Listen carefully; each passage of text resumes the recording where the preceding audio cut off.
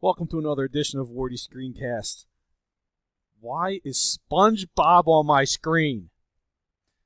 Well, what is he in the story? He's a character. Now let's think, how would we describe SpongeBob? You can take in what you know from episodes you may have watched, or if you're like me and have watched a total of 32 seconds of my life, I'm going to go by the picture on the screen. And I think he's a little goofy. How'd I come up with that? It's what writers of stories and we as readers in the literary circle call characterization. Welcome to today's topic of our lesson. We're going to break it down. There's two types of characterization. We're really going to focus on one type, so let's get into it. The first type is direct characterization. Something happens to you directly. It's direct. So if we look at this one, Raheem is often distracted, but one thing he stays focused on is girls. How do I know that Raheem is distracted? The writer told me. So direct characterization tells the reader the character traits of said character. I know he's distracted because the writer has told me such. Quick, easy. Now we move to indirect characterization. And this causes us to really actually have to think a little bit more as readers, make inferences. Okay, the writer's not going to tell us about the character. For example, I look at my boy SpongeBob. What's up, dog? And I think he's goofy. Why? Because he's got this crazy smile with like a happy face ghost looking thing with these red dots. These two teeth hanging out. Looks almost cross-eyed. The tie is like ridiculously short. We're going to wear shorts with a shirt and tie. I'm just thinking this guy's a goofball.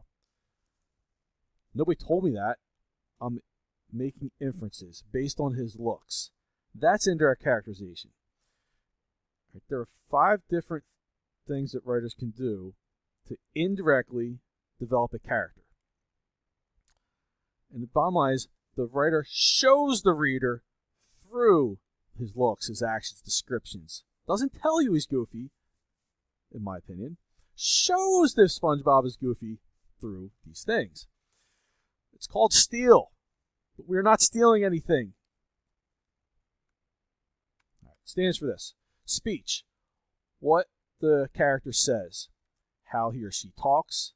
The way he or she talks to somebody. The tone or attitude he or she uses will tell us something about the character. Are they nice, kind, friendly? If I were to tell you, "My, you're doing very well in class today. I'm glad you showed up on time," it might seem caring.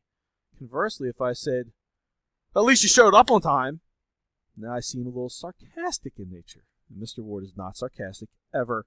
Continuing on. Thoughts. What is a character thinking? Effects on others. How do other people react to said character? If he walks in and they all run to a corner to get away from him, maybe that character's a little scary. Conversely, if they all run up to give him a nice big hug, like he's, I don't know, Barney. Bad example.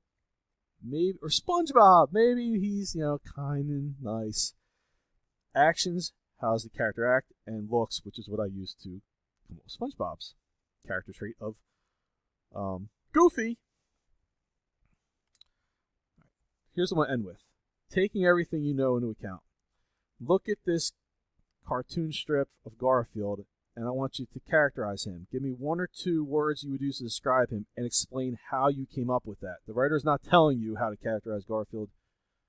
He uses indirect characterization. That'll be your question on that puzzle. When you get that done, just read your independent book for a couple minutes till everybody finishes, and then we'll pick back up. Wardy is out.